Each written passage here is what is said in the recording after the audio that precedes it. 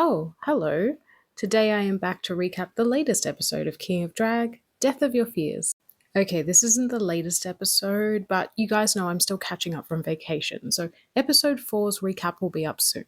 I cannot believe we are halfway through this season already. I need more. My friends, this episode was made for me, but I'll explain more as to why as we go along. The Kings walk back into the man cave after Buck Wild's elimination, and the atmosphere is heavy.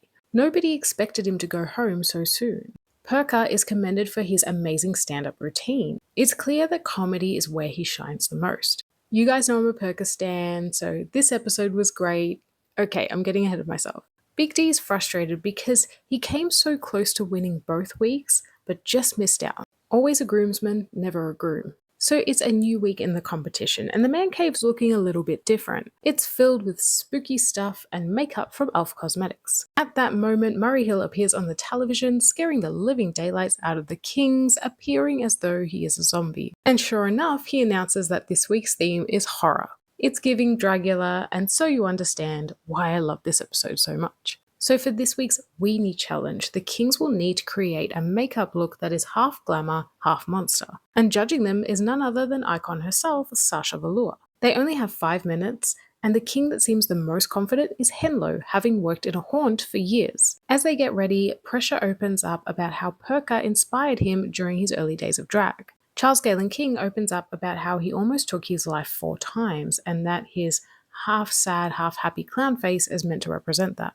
Thank you for sharing, Charles. We are so happy that you are still here. And I really do love getting so much insight and depth from all of these contestants.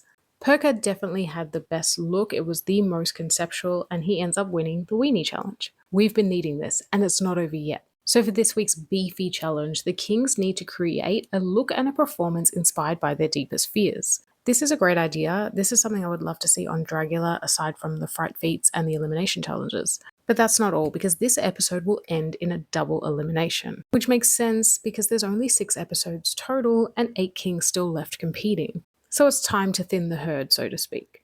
As the kings get ready, the edits are editing. Pressure K says horror isn't really his thing. And Perka says if he doesn't do well in a horror-based challenge, what is he even doing here? They all had such different concepts. I personally have the weirdest fears. I'm terrified of moths, butterflies, squids, and aggressive birds. I can't believe I just shared that with you guys. So in the Royal Hall this evening, we have Sasha Velour, we have Tenderoni, we have Liv Hewson, Vico Ortiz, and Dragula Season 3 winner, Landon Cider. Category is Scared Stiff, and I gave my top 2 to Perka.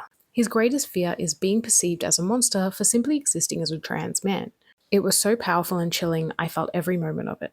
I also want to give an honourable mention to Henlo and King Molasses. Speaking of Henlo, he and DVD are made safe, which means the rest represent the bottoms and tops of the week. First up, we have Charles Galen King. He is commended for his reveal and bringing his culture into his performance, but the judges wanted it to be bigger and grander. Pressure K is in the bottom for not taking his time with the performance. It needed levels. However, he's given his flowers for his makeup, which makes him very emotional. As we know, this has been a long-standing journey for him since the beginning of his drag career.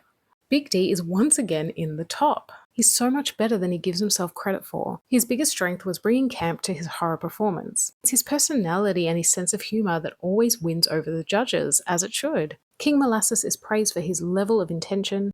And sorry, I don't have a photo of them. The look was amazing. I knew exactly what they were going for. Fear of the unknown is so relatable. Alexander the Great, however, is in the bottom for not giving a very clear performance. He could have shown the same fear in a much bolder, more overt and captivating way. Perka, however, is in the top for a very captivating and emotional performance. It made me tear up seeing just how much it affected the judges. As it is a double elimination, the panel of judges needs to pick 3 kings to face off in the final thrust, and only one will survive. As they deliberate, Pressure K breaks down in the man cave, talking about his estranged relationship with his family. It made me cry. This is such a relatable experience and one that I actually can relate to. Something he said really stuck with me. It was something like, I miss my family, but I can't have them in my life. And I totally get that. This is why chosen family is so important, especially in queer spaces. Thank you for sharing, Pressure. We see you. We love you. Back on the stage, Perka gets his second win. Yes, we ride. King Molasses and Big D are made safe, leaving Pressure K, Alexander the Great, and Charles Galen King in the final thrust. The final thrust takes place in the man cave, and they need to participate in something called the Blair Butch Project.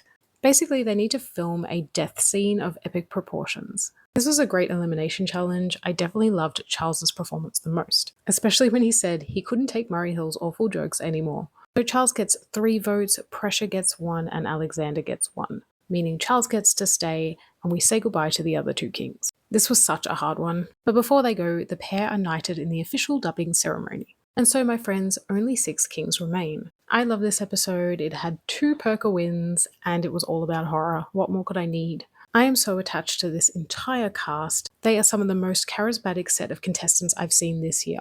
Let me know your thoughts on the latest episode, and I'll be back very soon with episode 4, Prom Night.